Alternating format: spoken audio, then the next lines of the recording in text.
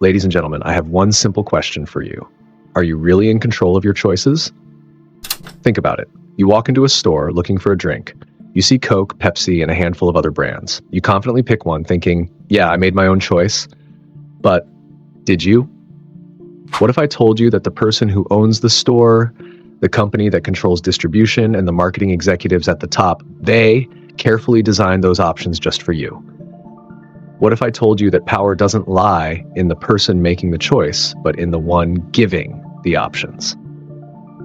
This is law number 2 of power.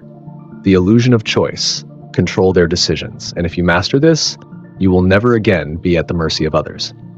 Instead, you will subtly steer people exactly where you want them to go, making them feel like they're in control while dancing to your tune. The human brain craves autonomy. We hate being told what to do. But here's the loophole.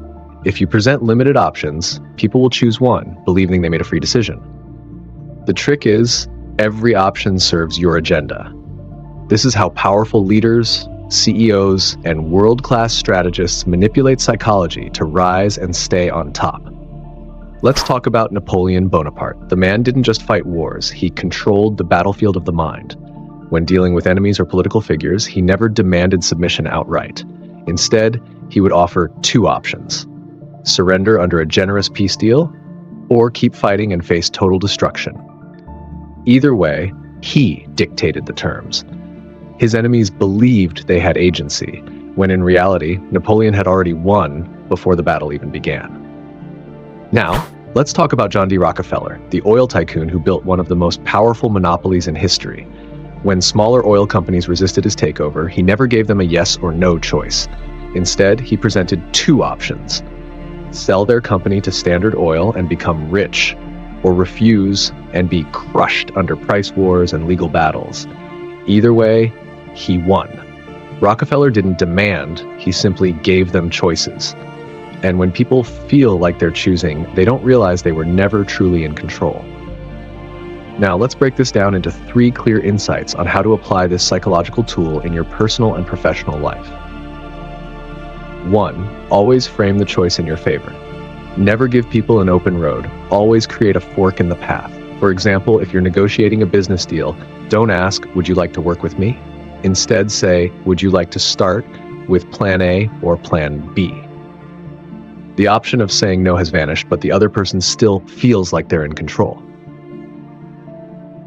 2. Pre-select the options before presenting them.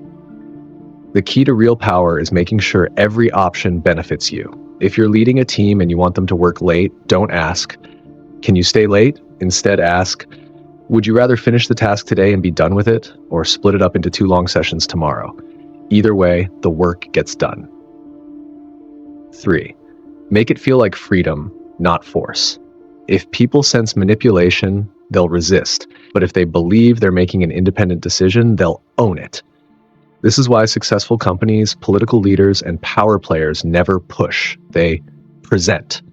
They don't say, you must. They say, you decide. And suddenly, the game is won before the opponent even knows they were playing.